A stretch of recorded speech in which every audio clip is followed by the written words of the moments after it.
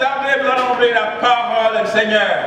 À noter que nous avons notre assemblée générale tout à l'heure après le culte. Parce qu'il y a longtemps, on n'a pas eu l'assemblée générale, une occasion de vous expliquer le fonctionnement financier et le fonctionnement administratif, moral de votre Église. Donc, nous demandons à ceux qui sont morts, c'est-à-dire baptisés par nos soins ici dans cette assemblée, baptisés mais venant d'ailleurs et qui sont là avec nous pour bâtir cette œuvre de Dieu avec nous, restent pour qu'on puisse leur expliquer le fonctionnement financier, administratif et moral de leur assemblée. Voilà, donc sans plus tarder, nous allons prendre la parole de Dieu dans Éphésiens 1, verset 3, 3 Jean, verset 2. On m'a donné que 25 minutes à cause de l'âge. Alors c'est sûr que ce ne sera pas facile. Ça sera pas évident. Alors nous avons une bonne manière de faire notre lecture. On se lève. Et alors je ne sais plus sur quelle plancher on s'était arrêté. Alors la parole de Dieu. Béni soit Dieu, le Père de notre Seigneur Jésus-Christ, qui nous a bénis de toutes sortes de bénédictions spirituelles dans les lieux célestes en Christ. 3 Jean, verset 2.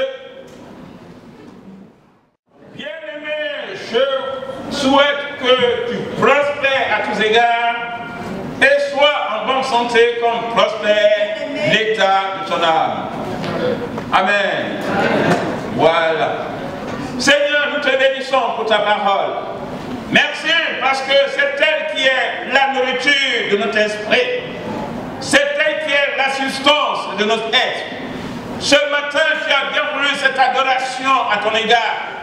Des cœurs simples se sont levés vers toi pour t'adorer. La louange a été tombée à ton égard et nous croyons que ton cœur a été touché.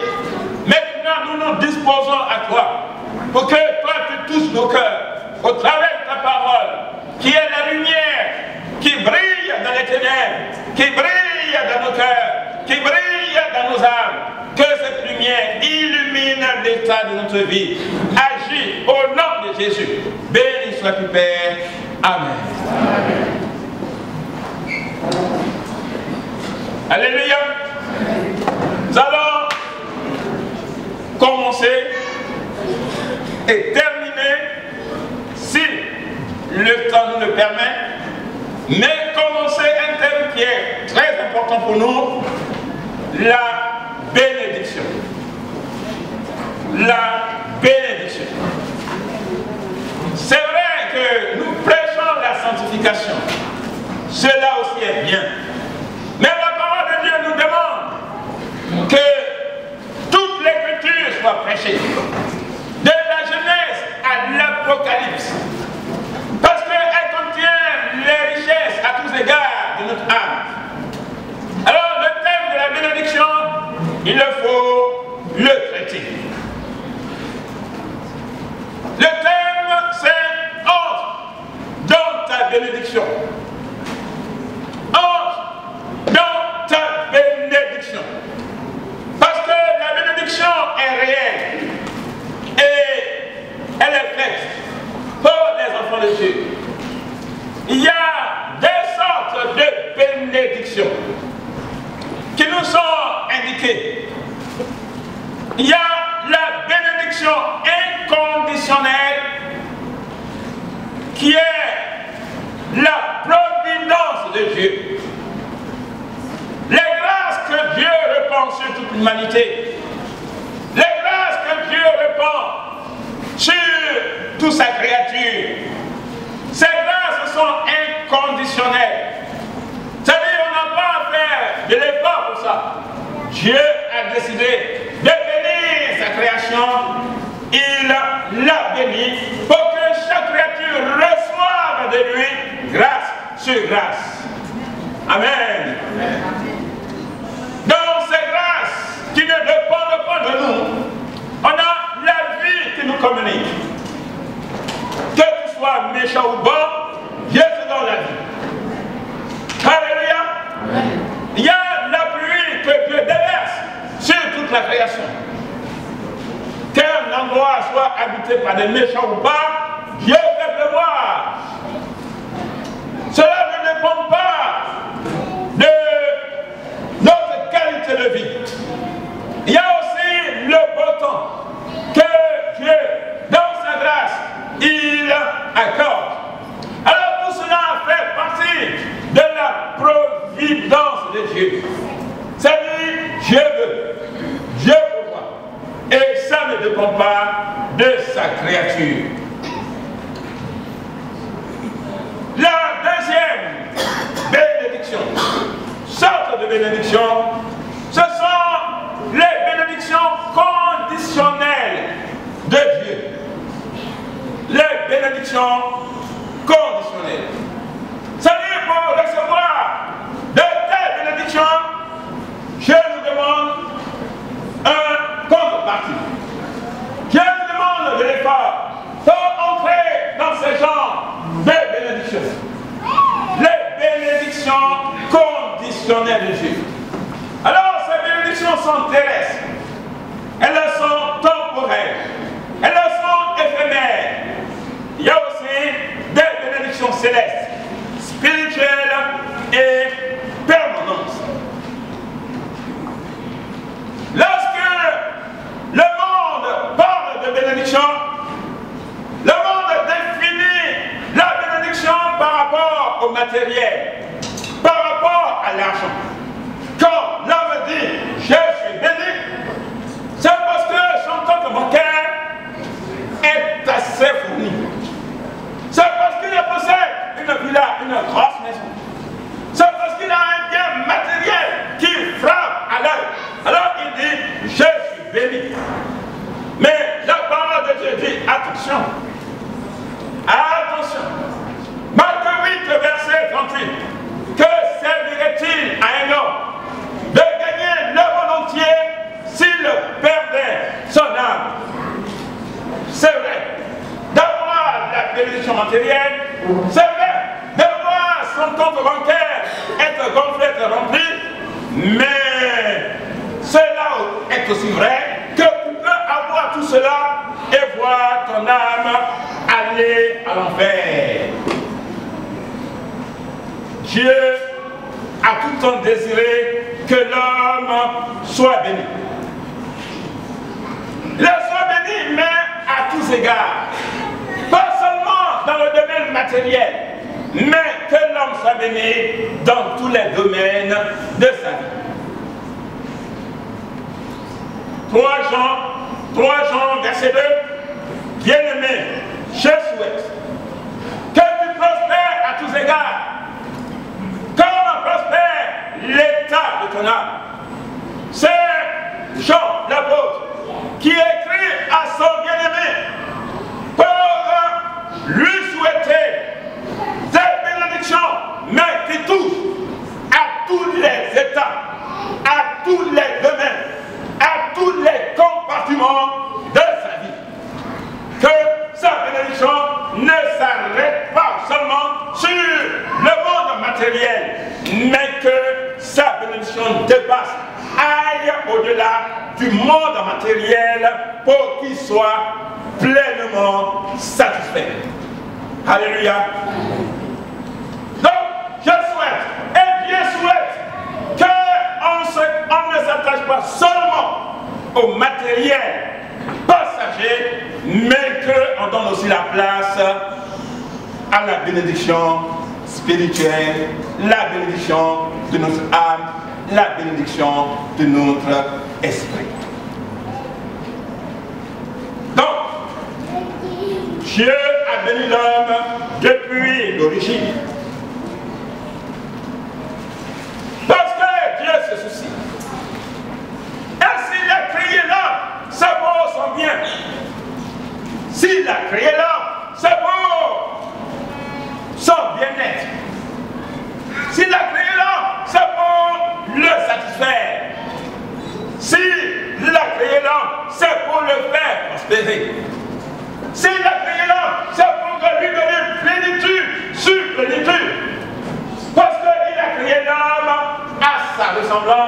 et à son image. Dieu t'a créé à son image. Dieu t'a créé à sa ressemblance. Et donc son désir est que tu possèdes une plénitude comme lui. Tu possèdes une satisfaction plénière comme lui.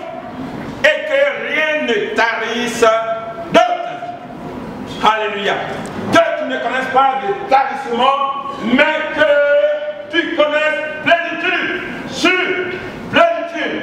Et que tu confesses que Dieu est avec toi. Alléluia. Donc, dès l'origine, Dieu a vu ce besoin de l'homme, il l'a béni. Genèse 1, verset 28.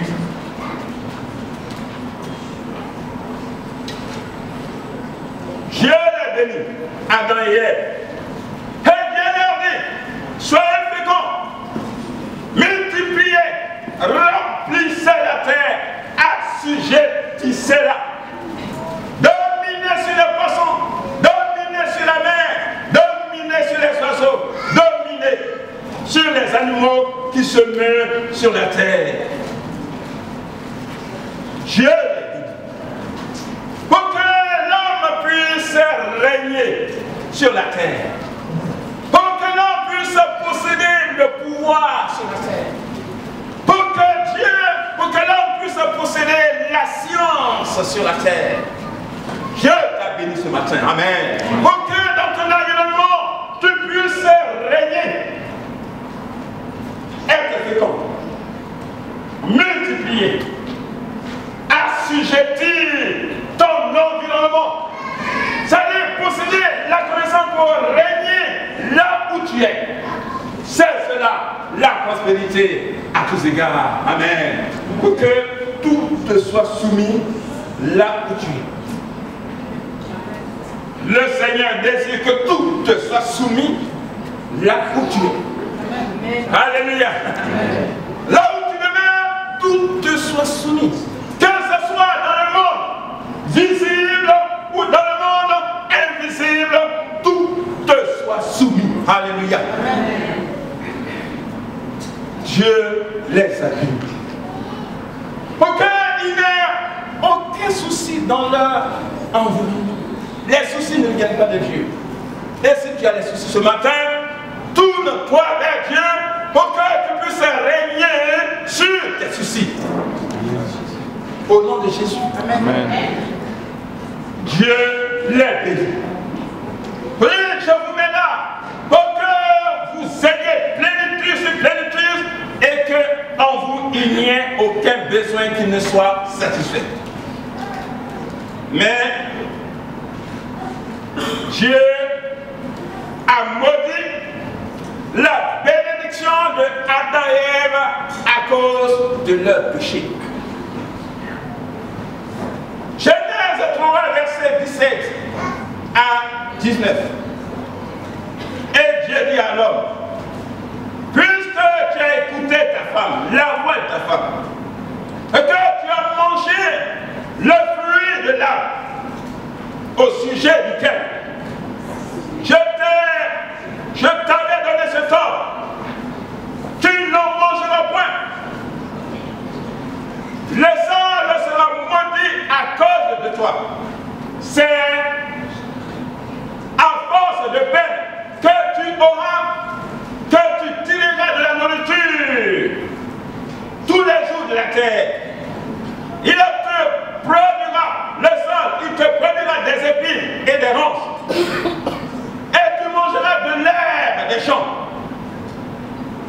C'est à la sueur de ton visage que tu mangeras du pain, jusqu'à ce que tu retournes dans la terre d'où tu as été pris, car tu as poussière, et tu retourneras dans la poussière. Ah, bien aimé, si on ne fait pas attention à la bénédiction, on la rate. C'est pourquoi il faut être formé à la bénédiction. Pour que lorsqu'elle est là, on puisse connaître la valeur de la bénédiction et la saisir. Et la saisir, la pratiquer. Et alors qu'on la vit, on la pratique dans cette bénédiction que Dieu nous a donnée, nous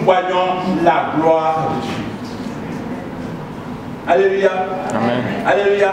Si tu n'as pas été formé à la bénédiction et que d'un claque, tu te retrouves au cœur des ressources immenses, tu ne connais pas la valeur. Et cette bénédiction devient une malédiction, une souffrance pour ta vie.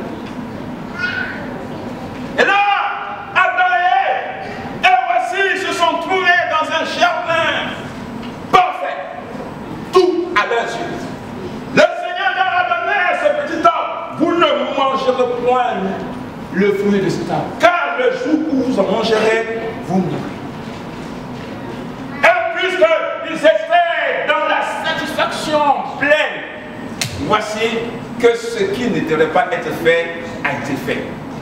Et voilà, alors qu'ils doivent demeurer de manière permanente dans la bénédiction, au lieu de demeurer d'une manière permanente dans cette bénédiction, le Seigneur intervient et dit: je maudis cette bénédiction que vous n'avez pas considérée. Je la maudis. Ah, le but de Dieu n'est pas que ta bénédiction soit maudite, mais le but de Dieu est de perpétuer la grâce dans laquelle il t'a mis. Amen. Le but de Dieu, c'est de perpétuer la bénédiction, la grâce qu'il a mis entre tes mains. Le but de Dieu, ce n'est pas de maudire ce qu'il t'a donné. Mais alors qu'il t'a donné sa grâce et que tu es dans sa grâce, il faut rendre hommage, il faut rendre gloire au Seigneur. Amen. Pour que tu demeures dans ce qu'il t'a donné et que ce qu'il t'a donné demeure éternel, demeure perpétuel. Dieu a maudit la bénédiction d'Adam et Ève. Et voici, tout d'un coup, ils vont souffrir.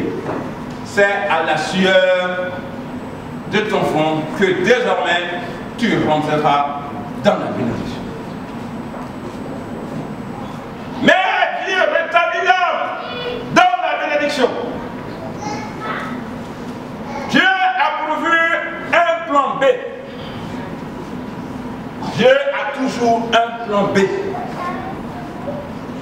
Dans le plan qu'il a fait de ta vie, le chemin sur lequel il t'a mis, puisqu'il sait que nous sommes poussière et que la faiblesse est en nous, il y a donc possibilité de désobéir. Mais alors qu'il y a possibilité de désobéir, le Seigneur te donne la possibilité de revenir sur le chemin de Dieu. Alléluia. C'est donc possible ce matin que si tu as perdu la grâce de Dieu, c'est donc possible ce matin que si tu as perdu une bénédiction de Dieu, c'est donc possible ce matin si tu as béni ainsi, si tu as raté un rang que le Seigneur t'a donné, c'est possible ce matin que le Seigneur puisse te rétablir dans son plan. Alléluia. C'est possible que Dieu rétablisse ta vie ce matin. C'est vrai, on peut regretter, on peut avoir des remords. Et cela est vrai d'avoir du regret. Pour ce qu'on a raté avec Dieu, pour la grâce que Dieu a mis dans notre main qu'on a négligé, c'est vrai qu'il faut le regretter ce matin. La meilleure manière de regretter que j'ai joué avec la grâce de Dieu, c'est de venir au pied du Seigneur Jésus ce matin. Pour dire: Seigneur, j'ai perdu ce que tu m'avais donné. Je veux retrouver la grâce que tu m'as donnée. Amen. Il y a un plan B pour ta vie ce matin. Il y a une solution pour ta vie ce matin. Tu peux retrouver ce que tu as perdu avec Dieu. Alléluia. Le Seigneur a mis un plan B pour que nous puissions retrouver les bénédictions que nous avons perdues avec lui. Galates 3, versets 13 et 14. Christ nous a rachetés de la malédiction de la loi. Est-on devenu malédiction pour nous? Car il est écrit: maudit est quiconque est pendu au bois, afin que la bénédiction d'Abraham eût pour le Père son accomplissement en Jésus-Christ. Alléluia. Christ est la solution à toute malédiction. La malédiction, c'est quand tu ne possèdes plus ce que tu possédais. Ou quand rien de bon n'apparaît dans ta vie. C'est cela, la malédiction. Alors, c'est vrai, on peut se dire, mais pourquoi rien de bon n'apparaît dans ma vie? Malgré tous les efforts que je fais, malgré les études que je fais, malgré les emplois que j'ai, malgré cette position que j'ai, rien de bon n'apparaît dans ma vie. C'est cela, la malédiction.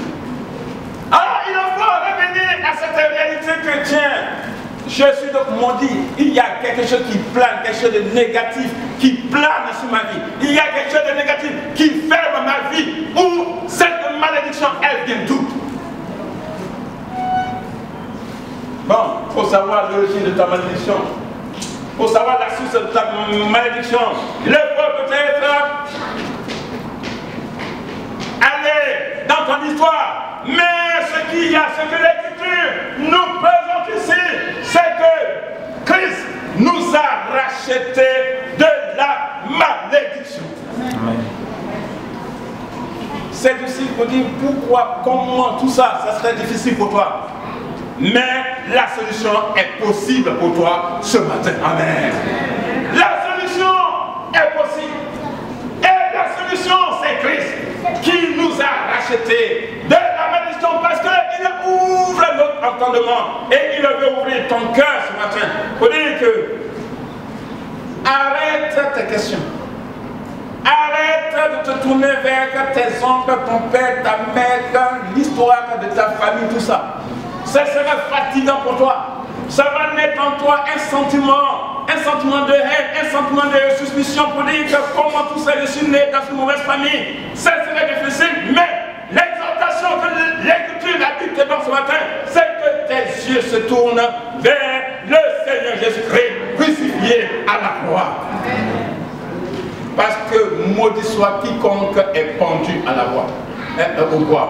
Et là, à la croix, il a pris toutes nos malédictions. Quelles que soient les sources de ces malédictions, Christ a pris tout cela sur lui. Il a été maudit, il a pris ta malédiction à ta place. Amen. Amen. Et puisqu'il a pris toutes nos malédictions sur lui, arrête de questionner nos ancêtres. La solution à ta vie se trouve ce matin dans le Christ Jésus. Amen. En Christ Jésus, nous sommes rétablis dans nos bénédictions. C'est cela, la grâce de Dieu, ce matin. Amen. Amen. C'est pourquoi quand nous sommes attachés à Christ, on croit que cela existe. On croit que le négatif existe. On croit que les fois des ténèbres existent. On croit que les sorciers existent. On croit que les sorciers existent. On croit que la mauvaise famille existe. Mais aussi, on croit aussi que Jésus est la solution de ma vie. Et puisque Jésus est la solution de ma vie, quelle que soit la famille dans laquelle je suis né, je dois triompher. Je dois être vainqueur. Je dois être béni. Parce que Christ a pris ma malédiction. Alléluia. Il faut donc aimer ta tante. Il faut donc aimer ton oncle. Il faut donc aimer ton père. Il faut donc aimer ta mère. Il faut donc aimer tes aïeux. Leur sort, leur malédiction n'auront aucun effet sur ta vie, sur toi. Il y a le sang. Il y a le sang de Jésus. Amen. Il y a le sang de Jésus. C'est pourquoi le Seigneur nous dit de bénir ceux qui nous maudissent. Parce que leur malédiction n'a aucun effet sur nous.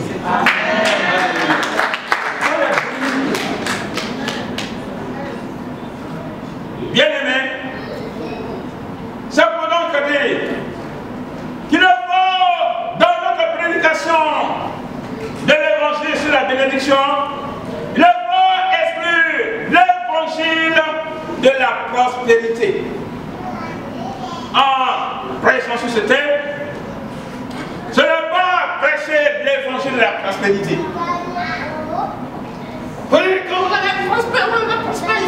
ceci, il faut donner cela pour que Dieu vous bénisse. Non, ce n'est pas cela.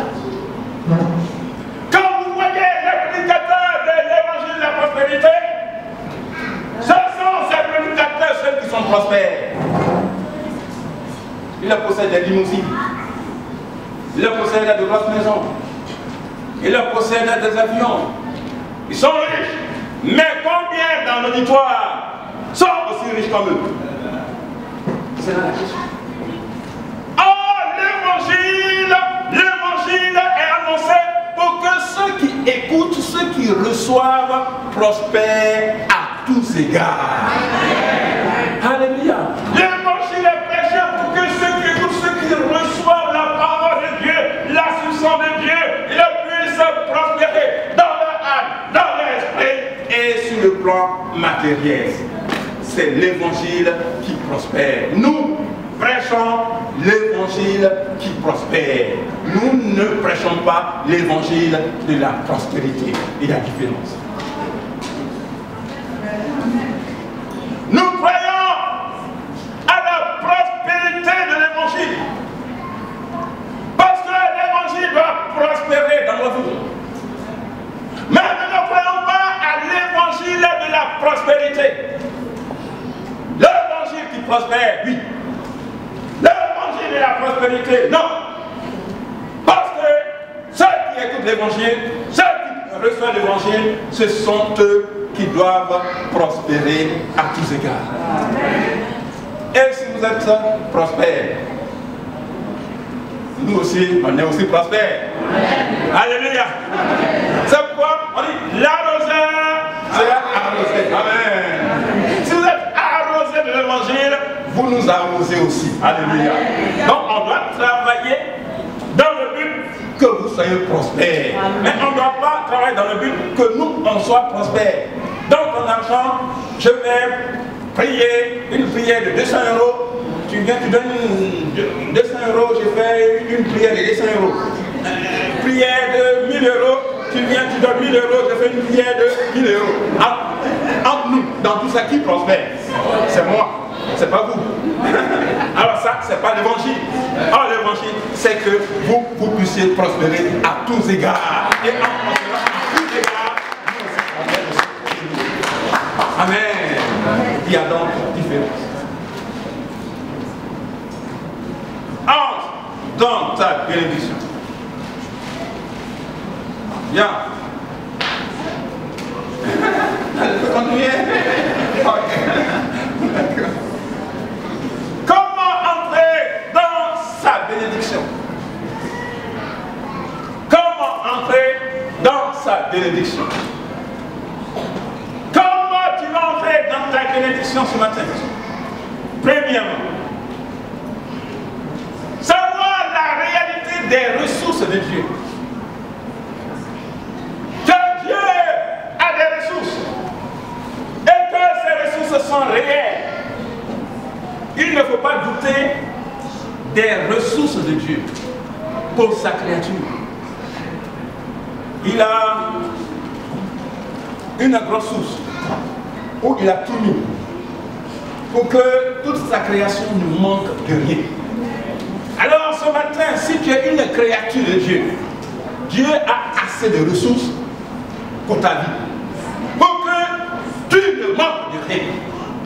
Parce que les ruisseaux de Dieu, les ruisseaux de Dieu, les ruisseaux de Dieu sont pleins d'eau et ne tarissent jamais. Pour arroser les collines, pour arroser les plaines, pour arroser les montagnes, pour que dans sa création il y ait de la verdure et qu'il n'y ait pas de sécheresse. Le Seigneur a assez de ressources pour que ta vie ne tarisse pas, mais que ta vie puisse fleurir. Alléluia. Alléluia. Alléluia. Savoir la réalité des ressources de Dieu. Job 5, versets 9 à 10. Il a fait des choses grandes et insondables, des merveilles sans nom. Il répand la pluie sur la terre et envoie l'eau sur les campagnes. C'est Job qui découvre cela. Parce que Job a été béni et il voit la grandeur de Dieu. Il a fait des choses grandes et insondables. Et je suis dans ces choses grandes et insondables de mon Créateur. Amen. Alléluia. Amen. Gloire à Dieu. Amen. Agé 2, verset 8. Philippiens 4, verset 19. Deuxièmement, connaître des hommes que Dieu a bénis. Pour prendre exemple sur eux. Pour prendre ces hommes que Dieu a bénis comme modèle. Alors si tu prends un pauvre comme ton modèle, tu seras pauvre. Mais si tu prends le riche comme ton modèle, alors tu dis mais comment il a fait pour en arriver là, tout ça, j'ai fait comme lui et chaque fois tu es attiré par ses méthodes, c'est sûr qu'un jour, tu seras aussi. Amen. Tu arriveras là où il est arrivé. Donc, il faut prendre des hommes que Dieu a bénis dans la Bible comme modèle. Il faut dire que si il a été de même nature que moi, le sang a coulé dans ses veines, il a eu toutes les faiblesses de l'homme, mais si Dieu l'a positionné comme ça, c'est que c'est possible que aussi Dieu me positionne aussi. C'est possible que Dieu m'enrichisse aussi. Alléluia. Ce que Dieu a fait pour Abraham, il peut le faire pour moi. Ce que Dieu a fait pour Salomon, il peut le faire pour moi. Ce que Dieu a fait pour tel dans la Bible, il peut aussi le faire pour moi, parce que Dieu ne fait exception de personne. Il n'y a pas de favoritisme en Dieu. Prendre les hommes que Dieu a bénis comme exemple. Par exemple, Abraham, Genèse 12, versets 1 à 7. Je ferai de toi une grande nation. Je te bénirai. Je rendrai ton nom grand. Et tu seras une source de bénédiction. Abraham il dit cela. Je ferai de toi une grande nation. Je te bénirai. La grâce que Abraham a eue, on peut aussi l'avoir. Quand le Seigneur dit je te bénirai, cette même phrase qu'il a prononcée sur la vie d'Abraham, il peut aussi la prononcer sur ma vie. Et pourquoi ne la prononcerait-il pas sur ma vie? Qu'est-ce que moi je lui ai fait pour ne pas prononcer cette phrase à mon égard, pour que cette phrase soit seulement pour Abraham? Cette phrase, je la veux aussi, oh mon Dieu. Amen. Alléluia. Amen. Je la veux aussi. Quand tu dis à Abraham, je te bénirai, Seigneur, il faut aussi dire, Niagou, je te bénirai. Amen. Alléluia. Alléluia. Amen. Mais c'est comme ça, on va dans la grâce de Dieu. Seigneur, tu as dit cette phrase à Abraham. Qu'est-ce que Abraham avait de particulier? Il faut aussi que cette phrase soit appliquée à ma vie. Amen. Amen. Salomon, un exemple type de bénédiction. 1 Roi 3, verset 12 à 13. Voici, j'agirai selon ta parole. Je te donnerai un cœur sage et intelligent. De telle sorte qu'il y en aura une personne avant toi et après toi qui puisse être semblable à toi dans la sagesse. Je te donnerai en outre ce que tu n'as pas demandé, des richesses et de la gloire, de telle sorte qu'il n'y en aura point dans toute la vie aucun qui soit ton pareil. Amen. Seigneur, je suis Jules. Et voici ton serviteur David est mort. Et tu t'es révélé à moi. D'abord, lui-même, tu t'es révélé à lui. Et je me suis retrouvé jeune sur le trône d'Israël. Une nation grande, une multitude. Que puis-je faire? Seigneur, je n'ai rien à te demander que de la sagesse et de l'intelligence pour mieux diriger ce peuple. Bien-aimé, il y a des prières qui touchent le cœur de Dieu. Amen. Amen. Il y a des prières désintéressées qui touchent le cœur de Dieu. Et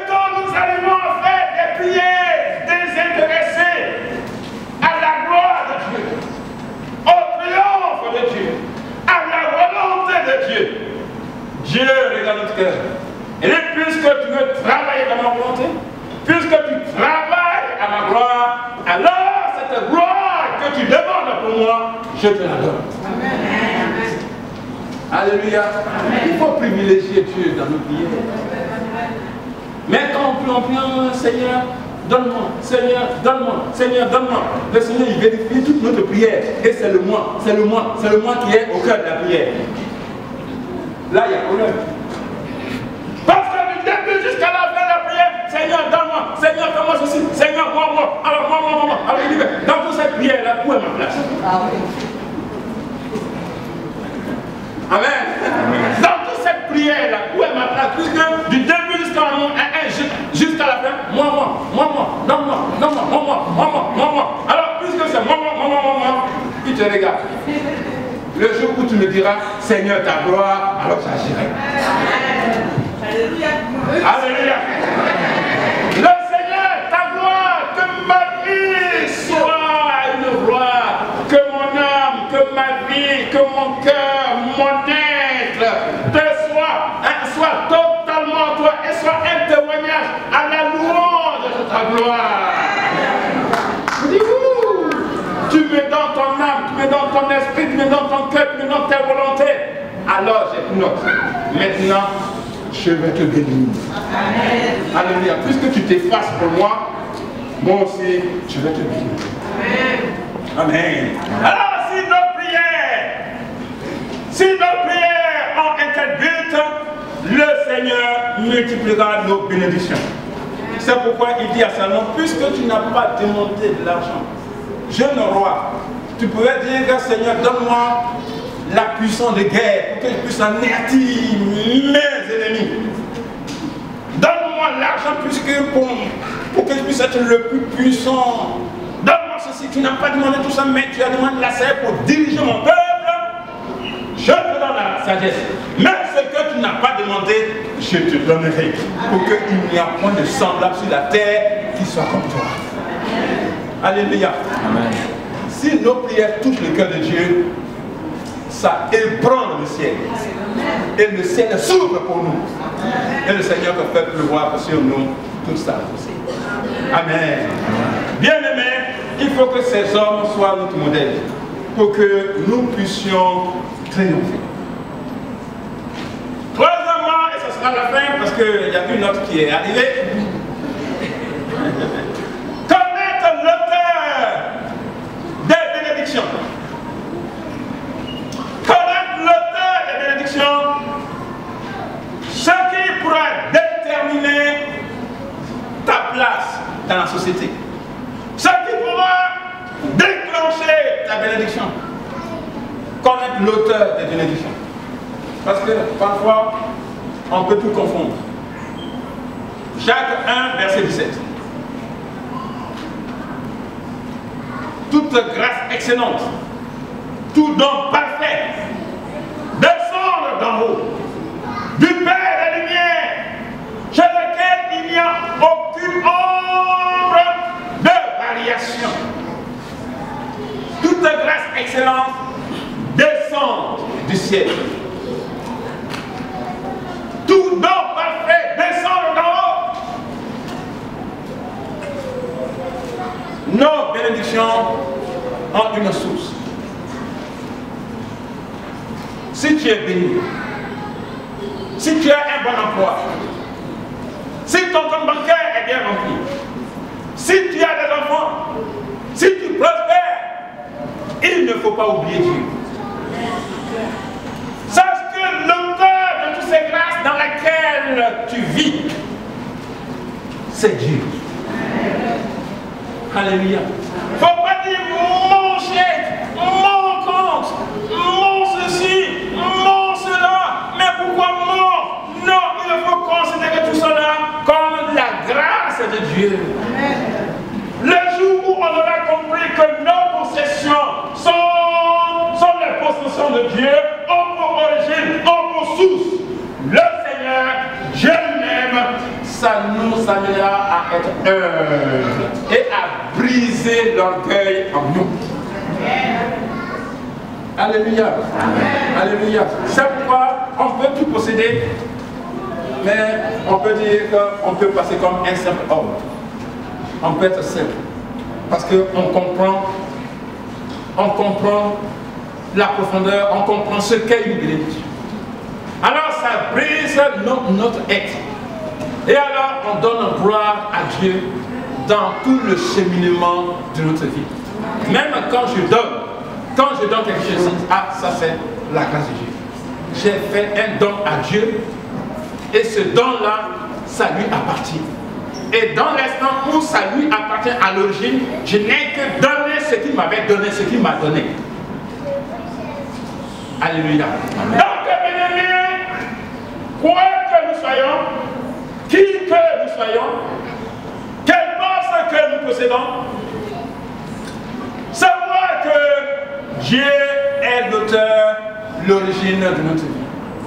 Et si on a le manger et le boire, et si on a le vêtir, et si on a le nécessaire vital, c'est parce que Dieu ne nous a pas oubliés. Et ce matin, il ne faut pas oublier Dieu. Et ce matin, il faut mettre Dieu au premier plan de ta vie. Et ce matin, appuie-toi sur Dieu. Et ce matin, aie tes regards fixés sur le Seigneur. Et ce Seigneur, il n'est pas là, il n'existe pas pour t'oublier. Il existe pour veiller à ton bien-être, pour tout le temps, pour toujours te rétablir dans ce que tu auras perdu de lui. Et la solution, c'est de dire, Seigneur, pardonne-moi. Seigneur, pardonne-moi. Vivre chaque jour dans l'humilité. Seigneur, pardonne-moi. Seigneur, ce matin, je m'humilie devant toi. Et si je pense que telle grâce m'a été échappée, Seigneur, je viens devant toi, je te demande pardon. Tu as un plan B pour ma vie. Et le plan B que tu as pour ma vie, c'est un plan de restauration, un plan de rétablissement. Et puisque tu as un plan de rétablissement pour ma vie, ce plan a pour auteur le Seigneur Jésus-Christ.